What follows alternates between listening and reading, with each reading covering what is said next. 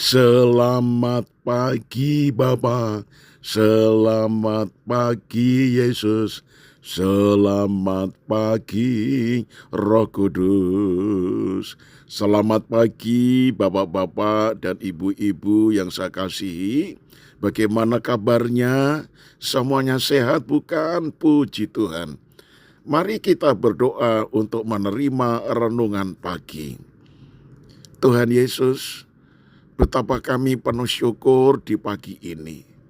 Kami rindu Tuhan berfirman sebelum kami melakukan aktivitas kami di sepanjang hari ini. Supaya firman-Mu itu menerangi langkah-langkah kami. Sehingga kami tidak melangkah pada jalan yang salah. Berfirmanlah dalam nama Tuhan Yesus. Amin. Tema renungan pagi ini, saudara, yaitu bangkit dan bersemangatlah. 1 Petrus 1 ayat 3 berbunyi demikian. Terpujilah Allah dan Bapa Tuhan kita Yesus Kristus, yang karena rahmat-Nya yang besar telah melahirkan kita kembali oleh kebangkitan Yesus Kristus dari antara orang mati kepada suatu hidup yang penuh pengharapan. Nah, saudara, mengingat kembali kepada peristiwa Paskah yang baru saja kita rayakan. Nah, saudara, sudah sekian lama murid-murid Yesus dan orang-orang yang dekat dengan Dia hidup bersama Yesus. Tetapi orang-orang itu tidak banyak berubah. Dari luar kelihatannya mereka begitu setia kepada Yesus. Kemanapun Yesus pergi, mereka selalu berada di sisi Yesus. Akan tetapi secara mendasar, sebenarnya keyakinan mereka akan Yesus belum banyak berkembang. Yudas Iskariot yang selama ini mengikut Yesus, akhirnya berkhianat. Pada saat-saat Yesus akan disalibkan, murid-murid pada ketakutan semua. Bahkan karena takutnya, Petrus menyangkal Yesus. Murid-murid lain pergi bersembunyi, menyelamatkan diri masing-masing. Perasaan mereka hancur karena Tuhan mereka disalibkan. Mungkin mereka frustrasi dan kehilangan pegangan. Yesus yang selama ini mengajar mereka dan menjadi kebanggaan mereka, sekarang telah dihukum mati dengan cara disalibkan. Mereka berpikir bahwa tanda ajaib yang selama ini mereka lihat dilakukan kembali oleh Yesus di atas kayu salib. Sekarang malah tidak ada lagi dan tidak berbuat mujizat apa-apa ketika dia ditangkap sampai dia mati di kayu salib. Semuanya berakhir dan seolah tinggal kenangan saja. Perkataan Yesus akan kebangkitannya sulit mereka percayai. Kenyataan mereka lihat bahwa Yesus harus mati di atas bukit Golgota.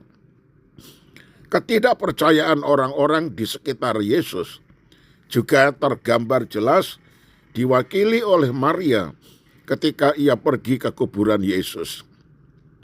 Maria menyangka mayat Yesus dicuri orang dan dia sedih karena pikirannya terfokus hanya memikirkan bahwa Yesus memang telah mati dan malangnya kini jenazahnya sudah tidak kelihatan lagi. Maria mungkin lupa bahwa Yesus pernah berkata bahwa dia akan bangkit pada hari ketiga. Maria dan murid-muridnya Yesus lupa dan tidak yakin. Tetapi akhirnya murid-murid Yesus dan orang-orang yang Yesus kasihi semuanya berubah total setelah Yesus bangkit dan memperlihatkan dirinya kepada para murid. Pikiran dan keyakinan mereka diperbaharui, dipulihkan. Murid-murid yang ketakutan kini bangkit dan semangat. Bahkan mereka semua rela dan berani memberitakan kabar baik kepada orang lain bahwa Yesus Kristus adalah sungguh-sungguh juru selamat.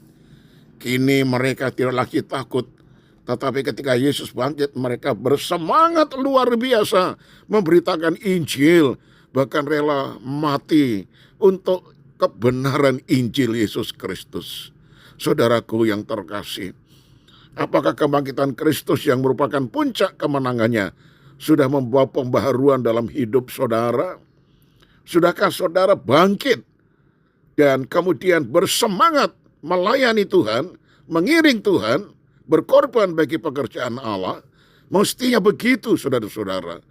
Itu sebabnya mari saya mengajak, bangkitlah dan terimalah pembaharuan dari Tuhan, karena Dia sungguh sudah bangkit, sudah mengalahkan kuasa maut, sudah mengalahkan setan. Dia sudah menang, haleluya. Karena itu saya ucapkan selamat bangkit dan beraktivitas, dan sekarang bersemangatlah. Tuhan Yesus Kristus yang telah bangkit menyertai dan memberkati saudara. Amin. Mari kita satu di dalam doa.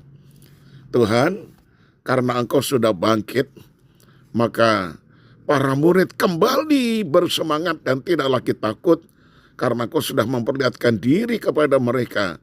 Bahkan sebelum Engkau naik ke surga, Engkau mengambusi mereka dengan Roh-Mu, sehingga mereka bersemangat dalam memberitakan Injil, bukan karena kekuatan mereka, tetapi karena kuasa Roh Kudus. Mereka semangat luar biasa dalam melayani akan pekerjaan Tuhan. Biarlah kami seperti itu, Tuhan. Biarlah kami semangat itu muncul kembali, memotori kami dalam kami mengiring dan melayani pekerjaan-Mu. Segala pujian hormat hanya bagi Engkau. Kami serahkan segenap usaha bisnis kami, kegiatan kami, mencari nafkah. Tuhan, buka jalan dan berkati kami. Anak-anak kami semua, Tuhan, tolong supaya mereka pun dijaga, dilindungi, diberkati, diberikan keberhasilan. Inilah doa yang kami panjatkan demi nama Tuhan Yesus Kristus, Tuhan dan Juru Selamat kami. Amin. Salam saudaraku, Tuhan Yesus memberkati, sampai esok hari dan tetap bersemangat.